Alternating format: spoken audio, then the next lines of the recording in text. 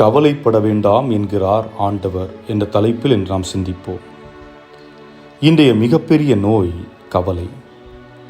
கவலைப்படாத மனிதர்களே இல்லை என்று சொல்லும் அளவிற்கு இந்த உலகம் கவலையினால் மூழ்கிக் கொண்டிருக்கின்றது.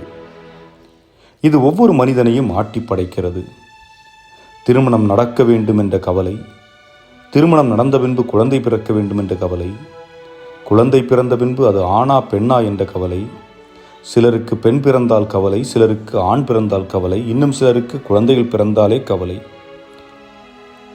அதுபோன்று அந்த குழந்தை வளர்க்கப்படுகின்ற பொழுது கவலை, குடும்ப உறவில் கணவன் மனைவி இடையே உறவில் கவலை, குழந்தையை படிக்க வைக்க வேண்டும் என்ற கவலை, குழந்தைக்கு வேலை கிடைக்க வேண்டும் என்ற கவலை, என் மனைவி என்னை நேசிக்கிறாரா என்ற கவலை, இறுதி வரை என் வாழ்க்கை முடியும் வரை என் வாழ்க்கை பயணத்தில் அவர் என்னோடு வருவார் என்ற கவலை, இன்னும் சிலருக்கு என் கணவன் என்னை நேசிக்கிறாரா என்ற கவலை.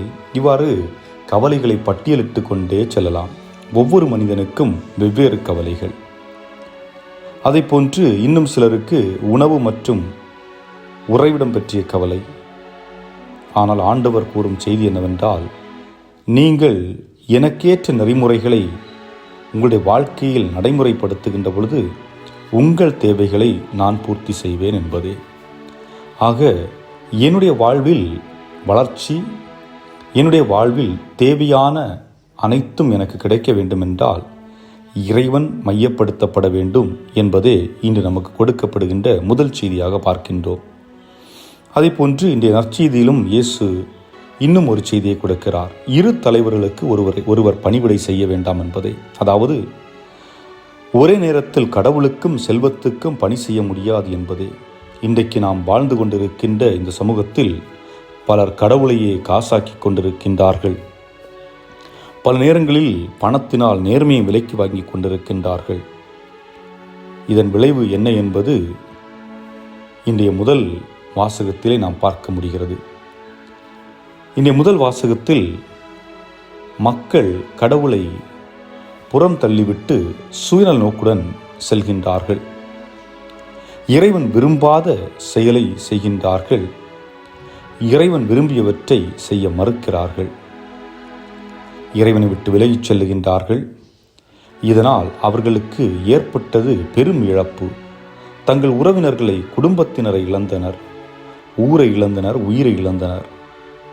ஏன் இப்படிப்பட்ட ஒரு நிலை என்றால், மனிதன் கடவுளுடைய உடனிருப்பின்றி இந்த உலகில் எதையும் அவன் அனுபவித்து விட முடியாது. திருட்டுத்தனமாக கொள்ளையடித்து வேண்டுமென்றால் வைத்து கொள்ளலாம். ஆனால் அதனுடைய பாதிப்பு அவருடைய குழந்தைகளை தாக்கும் என்பதை அவர்கள் உணர்ந்து கொள்வதில்லை.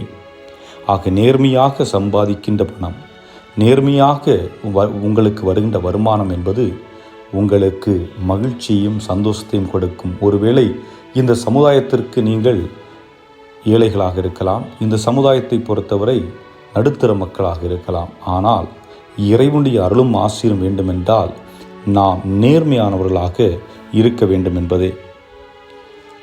ஆக இறைவன் என்னை பாதுகாக்கும் கேடயமாக இருக்கின்றார். அவருடைய பாதுகாப்பு இல்லை என்றால் இந்த உலகில் நிறைவு, நிம்மதி, மகிழ்ச்சி எதுவுமே கிடைக்கப் போவதில்லை. சிந்திப்போம். நான் என்னுடைய வாழ்வில் இறைவனை கேடயமாக வைத்திருக்கின்றேனா, அல்லது நான் என்ற அகந்தையையும் இந்த உலகு சார்ந்த விடயங்களையும் எனக்கு கேடயமாக வைத்திருக்கின்றேனா? எது கேடயமாக, எது உண்மையான கேடயம், எது எனக்கு பாதுகாப்பையும் கொடுக்கும் என்று சிந்தித்து பார்ப்போம். ஏனென்றால் இறைவன் ஒருவர்தான் நம்முடைய விருப்பத்தை மட்டுமல்ல, நம்முடைய தேவைகளை அறிந்திருந்து நமக்கு உதவி புரிகின்றார். சிந்திப்போம், கவலைகளை மறப்போம், கடவுளை நினைப்போம். கடவுளின் கருணை உங்கள் மேலும் உங்கள் குடும்பத்தின் மேலும் நிறைவாக இருப்பதாக. இறைவன் இந்த நாளை உங்களுக்கு இனிதாக அமைக்கட்டும்.